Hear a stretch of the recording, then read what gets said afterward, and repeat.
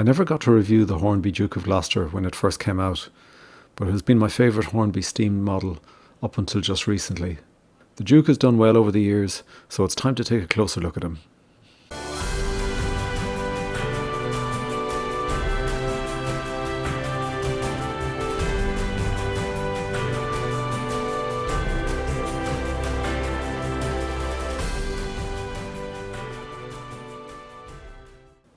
Hi, thanks for joining today's video. We'll follow the normal flow, but given this is a long-term review, we'll focus on the summary, scoring and recommendation sections at the end. Let's get going with a short unboxing.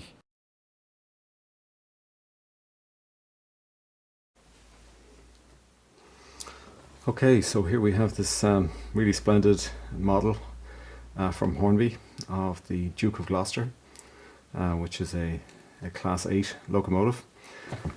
So this does come with pre-fitted TTS sound, so we'll see a little bit more of that in a few minutes. So let's get it out of the box here and take a closer look. Again, the standard packaging from Hornby. So first thing I suppose that we have in here, we've got the normal maintenance sheet, and we've got the Hornby digital sound, TTS sound manual that you get. This is the same manual you'll get if you actually purchase a decoder, and you get it with any of the TTS locomotives as well. I think what's good about this relative to some of I suppose the competition is this includes both the actual functions as well as a summary of the main control variables for your DCC.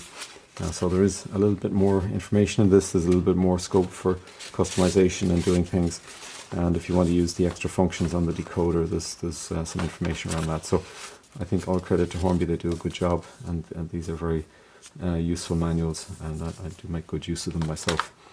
Okay, so let's put that aside and we'll take a look at the what looks to be a really nice looking locomotive. So we have a couple of things in here, I suppose just of note. They're the etched nameplates, you get two of them, which is always nice. So we've got them there. And then we've got a detailing kit with some of the parts and couplers as well in there. Okay, so let's take a look at the locomotive itself. Again, in the kind of standard type packaging, and this is looking really nice out the gap here. So let's just take her out of this thing. Now we will do some close-ups after this. So this is really just to get it out of the box and get a first view. So we'll do a much more detailed zoom-in close-ups on this afterwards. So I suppose the first thing to say is that this is a nicely detailed model. Some really nice piping along the top there. There's a lovely gold rim on that window there. Really nice rendering of everything. The lining on the body. Really good detail. So, and this feels substantial. There's a nice piece of weight there, so this feels like a substantial locomotive. So I would hope that would be represented in terms of the running performance. Interestingly, there isn't spring buffers. There looks to be, but there actually aren't spring buffers on this on either end. So even though this is a full detailed model, not a railroad version, it doesn't have the spring buffers on the front or the back. Yeah, let's take a look here. So there is actual connections, power connections going between the tender and the locomotive, and that would indicate that we should be able to look forward to some good running performance. We've got pickups there on the tender as well as the pickups on the main locomotive itself, so every indication that this should be a good runner. So I think the next thing we're going to do is get a little bit closer on this. So we'll put it, we'll do a full 360 on it and against a white background, and then we'll get it out and actually do a run on the layout and see how she performs. But feels really good, lots of detail, very high expectations now that this will meet everything I was expecting from it. Okay, let's go to the next level of this review.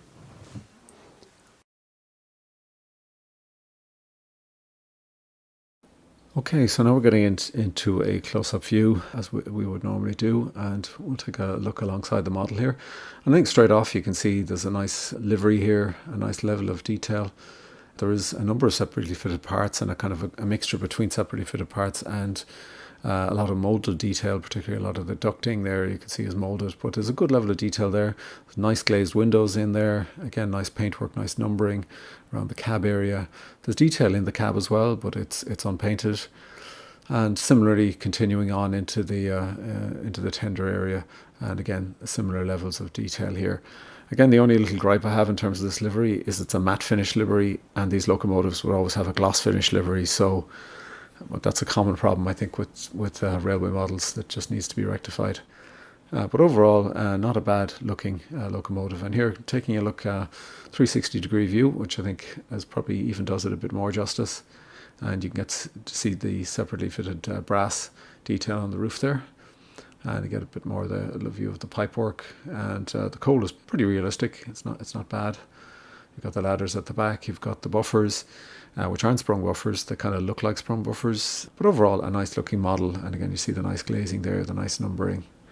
And really a nice offering. So very pleased with this. I've no complaints. I think this model, again, for the price point, is more than good enough in terms of its visual appearance, and I think it's hitting the right compromises in terms of trying to hit the price point. So I don't have an issue with that. Okay.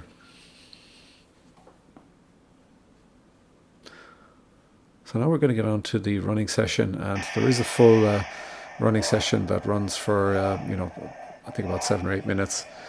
We'll skip through this one pretty quickly just to give you a feel for it. At the low speeds, this does show the level of locomotive it is. It is a 3-pole with a flywheel, and I didn't really see a lot of stalling. I probably saw 1 or 2 cases where it did stall, and you do get a little bit of jittery performance at the low end. There's no doubt about that. As it picks up speed, I think you don't really notice it, and it didn't show any problems over any of the track work, point work, express points, things like that. It did perform very well and very consistently, and it didn't have an issue. It's pulling 6 Bachmann coaches here, which would be heavier than their Hornby equivalents, and really doesn't see any difference in terms of the current drawn by the locomotive or any impact to the performance of the locomotive with that. So I think this could safely manage a rake of 8 to 10 coaches of this type without any sort of adverse effect. And of course there's no traction tires here, so that's really good as well. So there's aspects of the performance here that are very good and positive, and I suppose it's really just let down a little bit in terms of the smoothness at the low end, and that smoothness you get from the top-notch models. And unfortunately this just lacks that at the low end, and you just don't get that experience. But again, it's a compromise to achieve a price point, and I think for me it's a compromise I could live with. So we're racking up the speed here a little bit more. Did notice I did use Railmaster for this, and I configured this locomotive as recognised in Railmaster, so the speeds in Railmaster aren't quite accurate. When you actually measure the speeds on the track, they are a bit lower than what Railmaster is telling you they are. So, this didn't quite go up to its prototypical speed, but nevertheless, I think certainly at adequate speeds that you would want to run it at, I think, in terms of your layout. So, again, I don't have a particular complaint there. I think this model is a number of compromises. I think, in general, there's acceptable compromises. I still like running with this locomotive, and I think if you're modelling this particular era, it's not bad. Obviously, if you are a very serious steam modeler, then this locomotive probably won't satisfy you, and you will need to go and spend a bit more, and probably about twice the price of this to get an equivalent with sound that would be to the quality, I suppose, that you'd be looking for. But not bad for the price point, and I'm pretty happy with it. Okay, so we've been looking at the Hornby R3244TTS. This is a Class 8, the Duke of Gloucester, locomotive number 71,000. It's in the pristine British Rail green livery with the late crest, and it was part of the Hornby 2014-2015 range. It comes with TTS sound pre-fitted in the model, and it has a 3-pole motor with a flywheel, and it has both loco and tender pickup, which is good to see. Ports minimum radius 2 curves, and a couple of extra features. It's got the etched nameplates included, as well as a detailing kit, And it does have a number of separately fitted parts on the model, as we'll see when we take a closer look, as well as some cab detail, albeit the cab detail is not painted. The unboxed weight is 508 grams, which is pretty decent weight, and most of that weight is in the main body of the locomotive. The tender is extremely light, so most of that is in the body of the locomotive, and I think that really does help in terms of the running performance of this locomotive. And I think in general for the railroads or budget models from a steam perspective, they do seem to have this extra weight in the locomotive body, which helps them, I think, against the lower budget cost diesel locomotives, which are much lighter.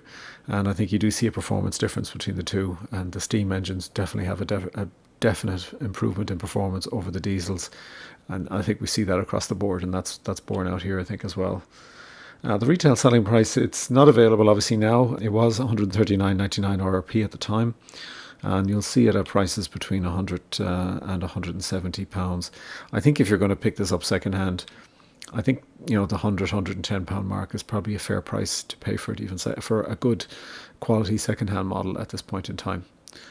Just for the record, I did pick this up. I think it was £98 at the time. It was on offer, which was a really good price, and I was really pleased to pick it up for that price. It's a steal, to be honest, at that price. So let's get into the scoring. So I think the running performance, it's a 7 out of 10, and that's mainly down to the rather, I suppose, inconsistent performance at the low end. It is a little bit juddery. It doesn't have the smoothness that you'd be looking for at the low end, particularly for a steam model like this, where you're generally rerunning your steam models at a lower speed than your diesel models. So it misses that. When it picks up speed, it's fine, and it doesn't have any issues over point work, express points, diamonds, any of that sort of stuff. So it's a solid performer once it picks up speed. And I think overall a 7 is an okay score, and I think it's okay in the context of this model and the pricing of this model. So it's not necessarily a bad score. It isn't, the top-notch score. Obviously, you're going to pay a lot more for a model that will give you an 8, 9 or a 10 score here. The appearance and detail, 7.5 out of 10. A good level of detail, I think. There's a mixture of moulded detail and separately added parts. But I think in general it's a nice looking locomotive, and it's certainly above a kind of a railroad level of detail, I would say. A nice paint finish. A lot of edge detail in terms of the red paint surrounding there, and overall a nicely rendered livery, and a good level of detail. I think a 7.5 I think is again a good score for a model in this particular price point. The sound is a 6 out of 10, and in general the TTS sound, I think, is a problem with steam locomotives in particular. I think if it was a diesel or an electric in particular, where there's far fewer sounds taking place, you can get away with TTS. But I think with a steam locomotive, there's usually so much happening, and you want to have a lot of concurrent sounds, as well as the overall quality of the sound, which is a lot of that's driven by the speaker. But you also get the sampling as well as a little bit poorer on the TTS models. So it is let down a little bit by the sound. Again, it's not a deal breaker. I think I can live with it for this price range. TTS, I think, on a steam locomotive is particularly limiting. It's not as bad with a diesel. I think it's particularly bad with a steam locomotive, and that's a common issue. Extras and variants, there really isn't an awful lot extra. Again, 6 out of 10 there. Then the build quality and packaging, I think, is fine. It comes in the fully standard ice cube type packaging with the surrounding box and everything. So it's packaged as a full price locomotive, albeit it is really a railroad type model. Price value, I'm giving it as a 9 out of 10. And I think this was typically selling when it was available in the 120, 125 pound range from your resellers. And I think that was a really good price for a locomotive, with this level of performance and detail and with sound built in. I think that was a very good price for that. So I'm giving it a 9 out of 10 on the value front. So in terms of the recommendation, this is more of a railroad model than a full-priced offering, despite the packaging that I suppose is reflected in terms of the performance and the overall level of detail. But that said, it doesn't have any major failings, and I think it has also lasted well over time. So as a locomotive that didn't kind of break after 2 years. So I think, it is a nice offering. There's no doubt about that, and I've been well pleased with it. The TTS sound has its limitations, but I can live with them at this price point. And overall, as I said, I am well pleased with this, and particularly with what I paid for it, I'm more than pleased. And I think it does, even, at the kind of recommended retail price, or maybe a discount of 10-15% on that, it does represent an excellent entry-level offering. And I think if you can pick it up at a good price now, second-hand market, say maybe 110, 100 pounds, and in good condition, then I think it's worth going for. I think we do need more models like this that have the kind of level of capability that this has, that can meet at this sort of price point, which is a good entry-level price point. I think right now there seems to be more of a downward trend in terms of the quality at the lower end, and then huge increases in price at the upper end, which is kind of putting those models beyond most normal persons. So I think we've kind of gone away from this type of model, and I think we could do with more models that are like this. So very much a recommended offering, very pleased with it. I think after 4 or 5 years of use, I'm certainly pleased with it. I'm still having it. I'm going to continue with it in the collection. It has been replaced as my favourite steam locomotive, and I'll talk about that in another video. But for now, this is recommended. As I said, there's life in the Duke at this point, and I'm very happy with the Duke of Gloucester from Hornby. It was a nice model from Hornby, and I would really hope that they can produce other models similar to this that would hit the right sort of price point and level of capability, and I think a lot of people would be pleased with that. Okay, thanks for joining in today's review. We'll hopefully see you on the next one, and in the meantime, happy modelling.